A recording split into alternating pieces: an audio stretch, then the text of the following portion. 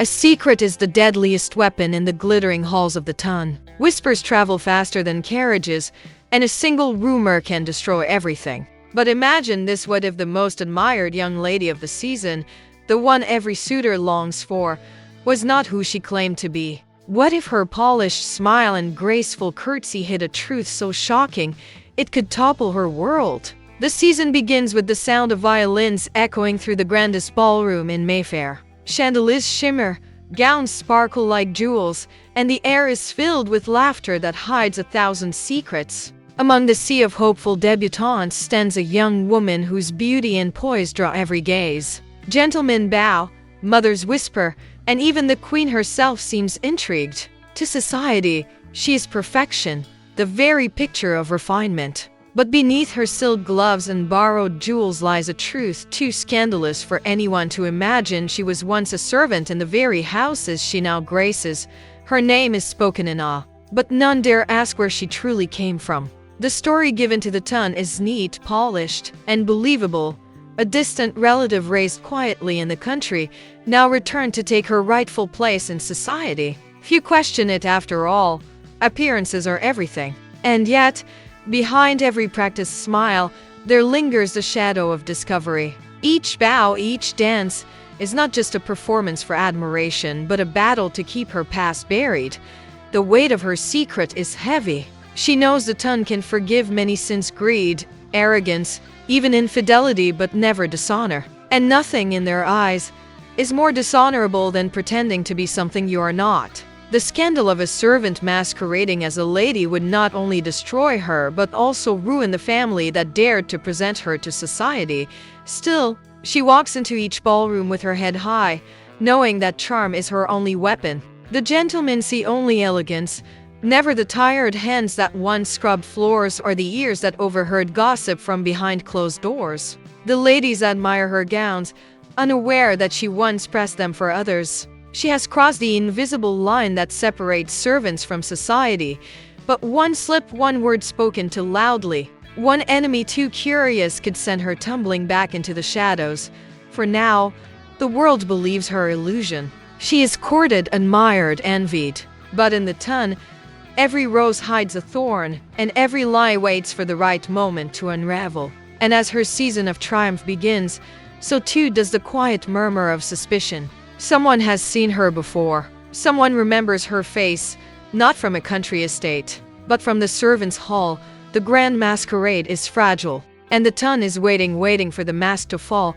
It begins not with a scream, nor with a grand reveal, but with a whisper. In the Tun, a whisper is louder than any orchestra, sharper than any blade. It slips through lace fans, passes across painted lips, and glides from ear to ear until it becomes truth. At first, it is small, harmless. Even a lady swears she has seen the mysterious debutante before. Perhaps at a dinner? Perhaps in Bath? She cannot place it. But her certainty grows with each retelling. And soon, the question takes root. Who is she really? The young woman feels it before she hears it. The weight of eyes on her back as she glides across the ballroom floor. The smile that does not reach a rival's eyes. The faint pause in conversation when she enters a room. The Tun is a stage, and she is the star performer, but the audience is beginning to doubt the script. Every curtsy now feels like an interrogation, every polite laugh like a dagger pressed against her ribs, yet she cannot falter. In this world, hesitation is ruin. She lifts her chin, lets the candlelight kiss her face, and answers questions with practiced ease. She becomes a master of half-truths, weaving her story with delicate threads so that even the queen might believe it. But inside, her heart races. She knows the danger of memory, the cruel accuracy with which people recall servants who once stood in corners, silent but not invisible. And indeed, someone remembers. A young lord, sharp-eyed and restless with boredom, studies her across the ballroom. He whispers to his companion that he has seen her before, not in silks but in plain muslin, carrying trays through the drawing rooms of Mayfair. His words are met with laughter, brushed off as foolish. But the seed is planted, and seeds always grow. The scandalous possibility becomes a thrill. For the bored ladies of the Tun, who live on gossip like others live on bread, Nothing is more delicious than the idea that one of their own is a fraud. Suddenly, conversations shift. Invitations become fewer, and when they do arrive, they come with sharp edges hidden beneath polite ink. The walls of her new world begin to close in, and every ballroom feels less like a palace and more like a trap. She feels it most at night, when the jewels are returned to their boxes and the gowns are laid aside. Alone in her chamber, she stares at her reflection, wondering how long she can fight against the tide. Every laugh, every smile, every dance has been borrowed, stolen from a life that was never meant to be hers. The question that haunts her is not if she will be discovered, but when, and yet there is defiance in her. She refuses to yield to fear. She has clawed her way from the servants' hall to the queen's notice, and she will not fall quietly. She has secrets of her own, knowledge overheard in hushed corridors, truths that could shatter reputations far grander than hers. If the Tun wishes to play with fire, she too can burn. The whisper has begun, but whether it destroys her or everyone else remains to be seen. The Tun adores spectacle, and nothing delights them more than a scandal dressed as romance. By now, the whispers about her past have taken root, but instead of shrinking into silence, she steps boldly into the fire. And in doing so, she catches the attention of the one man who should never notice her, a lord whose name is woven with power, whose family stands among the highest of the high. Their first encounter is a collision of worlds. His hand brushes hers during a dance, and for a fleeting moment, the mask she wears slips. She meets his gaze not as a lady, but as the woman she once was, fierce, desperate, hungry for a life beyond servitude. He sees it, and instead of turning away, he is drawn closer. It is dangerous. It is forbidden, and yet it is undeniable. But romance is never simple in the glittering halls of the Tun. Their stolen glances are not as secret as they believe. Jealous rivals sharpen their suspicions into weapons, while watchful eyes linger too long. To fall in love is one thing. To fall in love while standing on a lie is quite another. Each dance, each whispered word between them, feels like a step closer to the edge of ruin, and still, she cannot stop. He is the first man who sees her, truly sees her not as a debutante draped in silk, nor as a servant forgotten in shadow, but as a woman of strength. With him, she imagines a future not chained by the cruelty of birth. But she knows well, such dreams are dangerous currency in the Tun, where alliances are built on wealth and bloodlines, not truth and desire. The cracks in her mask widen when a letter is found. A rival discovers a scrap of writing from her past, a careless note once signed in the hurried hand of a servant. It is small, but it is enough. Enough to turn suspicion into certainty, enough to fan gossip into a storm. Yet instead of exposing her at once, her enemies hold the secret close, waiting for the perfect moment to strike. The young woman feels the trap tightening. Still, she refuses to surrender. If they think she will bow her head and vanish, they have forgotten she has lived in silence before, and she will not return to it. She begins to gather her own arsenal, truths she overheard in her years below stairs, affairs hidden, debts unpaid, secrets whispered in candlelight. If they mean to ruin her, she will not go down alone. Love, danger, and survival twist together, each step pulling her deeper into a game where every move could be her last. For in the Tun, the past is never truly buried, and when it claws its way back into the light, it demands a price far greater than anyone dares to pay. The night of the grand ball arrives, the very event meant to crown her as the season's triumph. Every chandelier burns brighter, every string of the orchestra plays sharper, as if the Tun itself holds its breath. The queen watches from her throne-like seat, the families gather in their glittering silks, and the young lady at the center of it all steps into the light. To the world, she is dazzling, but beneath the jewels on her neck lies the weight of every lie she has carried. Tonight, her mask will either hold or shatter forever. It begins with laughter, cruel and sharp. A rival steps forward, fan snapping closed like the crack of judgment. The letter is revealed, held high for all to see. Gasps ripple through the ballroom as words drip like poison. She was no lady. She was a servant. The music stops. The air thickens. And for a moment, silence reigns before the storm begins. Voices clash, outrage thunders, and the glittering world she fought so hard to join turns against her in an instant. Mothers pull their sons away, fearing disgrace. Friends retreat like shadows at dawn. The Tun, so quick to adore, is quicker still to devour. Her secret, once whispered, is now a spectacle, and every eye burns with the thrill of her downfall. Yet in the chaos, she does not bow. She does not flee. Instead, she stands taller, her voice cutting through the noise with the strength of one who has scrubbed floors and endured scorn long before these silken walls. She reminds them, in words as sharp as any blade, of the truths she holds, the hidden affairs, the debts, the betrayals that their wealth cannot erase. Her past may be stained, but their present is no cleaner.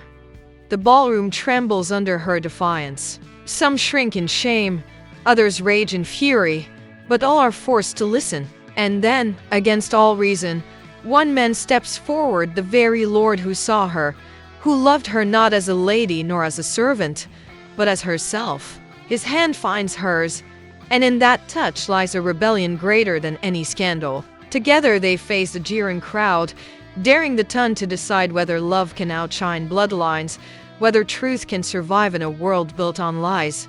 The ending is not neat, nor is it kind. For in Bridgerton's world, every victory is laced with loss. She has won her voice, her place, and her freedom, but at a cost that will echo long beyond this season. The Tun will never forget. They will never forgive. But perhaps they will learn to fear the woman who rose from the servants' hall and force them to see her not as an impostor, but as a flame too fierce to be extinguished. And so, the scandal that began with a whisper ends in fire. A servant unmasked, a lady reborn, and a season forever changed. When the last candle burns low and the carriages roll away, the echo of the scandal does not fade. It grows. The Tun thrives on destruction, and for weeks her name is all anyone speaks. They call her liar, pretender, scandalous thief of status. And yet, behind closed doors, some whisper another word brave, for she did not kneel before them. She did not beg forgiveness. She held her ground when every heart in the room turned against her. That memory, more than the accusation, clings to them all. But for the young woman herself, survival has never been about what they think. It has always been about what she chooses. She walks now through Mayfair with a strange new power. Doors close in her face, yet others open, unexpected ones. The Lord who stood beside her has not left. His family, scandalized, threatens exile, disgrace, disinheritance. Still, he does not waver. With him, she discovers that love born in fire cannot be easily broken. It may not buy her acceptance in the glittering halls she once craved, but it gives her something rarer: freedom. And still, the Tun watches. For all their cruelty, they are creatures of curiosity. They lean closer, pretending to shun her while secretly admiring the audacity of her survival. In a society where every move is scripted, every smile rehearsed, she is dangerous precisely because she cannot be predicted. They may never invite her freely into their circles again, but neither can they erase her. She has become the story they cannot stop telling, the servant who stood in their ballrooms and refused to fall. Time moves on. Another season begins. Another set of debutantes take the floor, and yet her shadow lingers. Mothers warn their daughters, do not be fooled by pretty lies. Men whisper to each other of the night the Tun itself was unmasked. And somewhere, in a quiet home far from the glittering chaos, a woman sits with the man who chose her above them all. The jewels may be gone, the title denied, but she has carved out a life no rumor can touch. Her scandal has not destroyed her, it has remade her. What began as a masquerade ended as a revolution. And though the Tun will never speak it aloud, they know she has changed them. Because if a servant can rise, if a lie can become truth, then perhaps no one is as untouchable as they believe. The fire has cooled, but the ashes still glow. And in those ashes, a new world begins to take shape.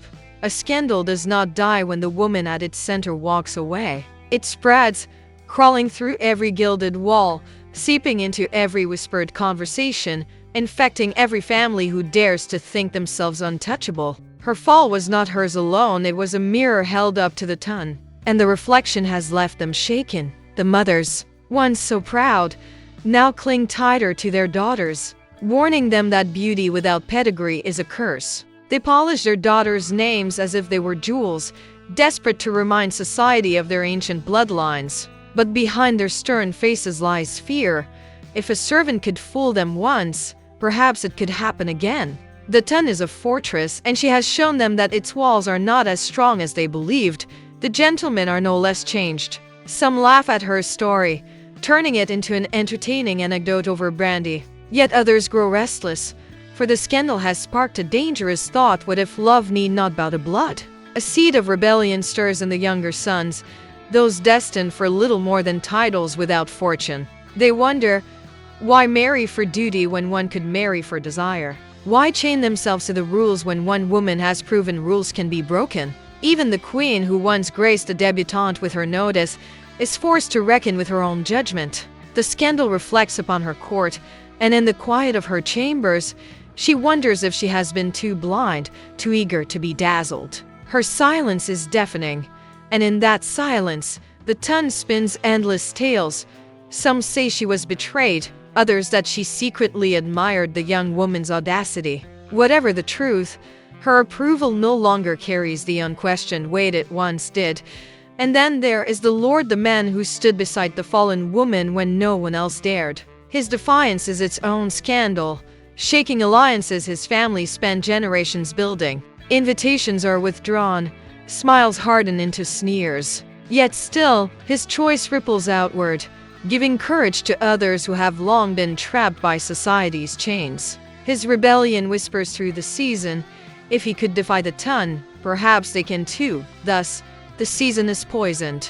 Every ball, every garden party, every afternoon tea carries the ghost of her name. She is gone, but she's everywhere. The Tun cannot erase her. They can only pretend to forget. And in their pretense, they reveal the truth. The scandal has not destroyed them, it has exposed them. For the greatest lie of all is not hers, but theirs, the lie that their world is unshakable. And now, with one servant's rise and fall, the cracks in their perfect facade grow wider.